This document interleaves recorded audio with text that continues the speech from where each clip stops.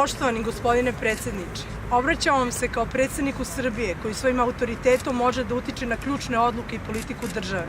Zahtevamo da podržite zahtev da se 11. juli i u Srbiji prihvati i obeležava kao dan sećanja na genocid u Srebrenici i odavanja pošte njegovim žrtvama. The European Parliament has set July 11th as a day to remember the victims of the Srebrenica massacre. In that Bosnian town in 1995, thousands of Muslims were murdered, while others were forced to flee. Every 11th of the month, activists in Belgrade urge Serbia and EU applicants to do the same. So far, they've gotten little attention. Od nas se očekuje u najmanju ruku da se i mi izjasnimo u vezi s tim i da i mi donesemo rezoluciju kako je doneo Evropski parlament, kojim ćemo isto tako 11. juli proglasiti danom sećanja na genocid u Srebrenici. At their gathering earlier this year, they finally had some promising news. Serbian President Boris Tadić is urging Parliament to adopt the resolution. But Parliament has not brought it up for a vote since it was introduced by Žarko Korać, a lawmaker and veteran in Serbia's fight for democracy. Odjednom spojila na dnevnom redu, došla je ta tačka, niko u sali nije glasao, niko nije ništa komentarisao i to je samo otišlo s dnevnog reda. Ja mislim da cela ta epizoda najbolje pokazuje trenutni odnos Srbije prema zločinu u Srebrenici. Ranije ovde su bili veliki otpori kada o tome trebalo se govori. Govorilo se da je to laž, da toga nije bilo i da ako je bilo, da je bilo nešto jako malo. Sada smo došli u fazu kada niko ne negira da je toga bilo, uglavnom niko. Sada kažu da je bilo mnogo manje ili da su i Bošnjaci, muslimani radili zločine nad Srbima, pa smo sada jednaki. Ali je kod većine ljudi ova reakcija, svi ćute, misle da će to nekako proći. Public opinion is divided. For some Serbs, adopting the resolution would prove that Serbia is ready to face the past and move on. Jednostavno to je bitno za našu državu i ipak ljudi trebaju da znaju šta se zaista desilo. But others say it would be disrespectful to Serbs who also died in the war and their families. Srebrenica nije tragedija kako je predstavljaju. The Nationalist Serbian Radical Party echoes that view.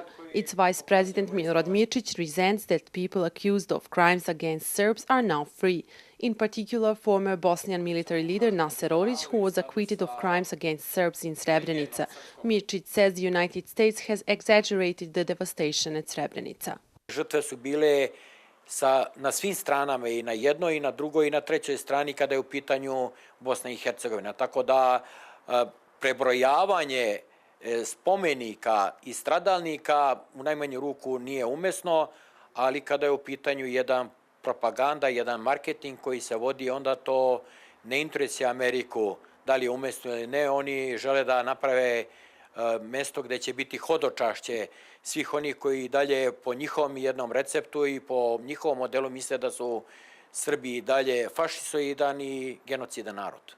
With more than a fifth of the seats, the Serbian radicals are the second strongest party in parliament. Much of their support comes from the roughly 500,000 ethnic Serb refugees who have moved here from Bosnia, Croatia and Kosovo since the war ended. U Srbiji je ta igra sa nacionalističkim glasovima, to nisu nacionalni, nego nacionalistički glasovi još uvijek, nažalost, veoma živa.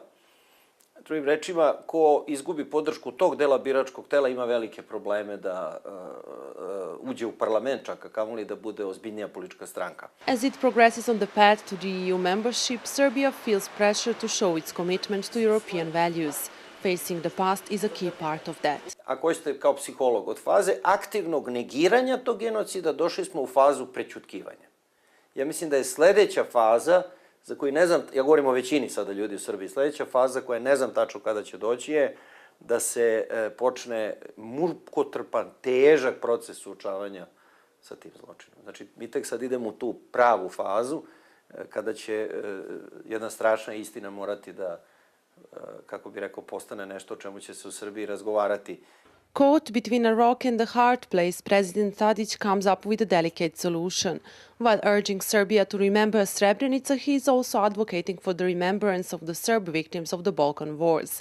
Both resolutions are expected to be adopted soon. Some will see it as a true condemnation of what happened at Srebrenica, while for others it will be just another bitter pill to swallow to please the European Union.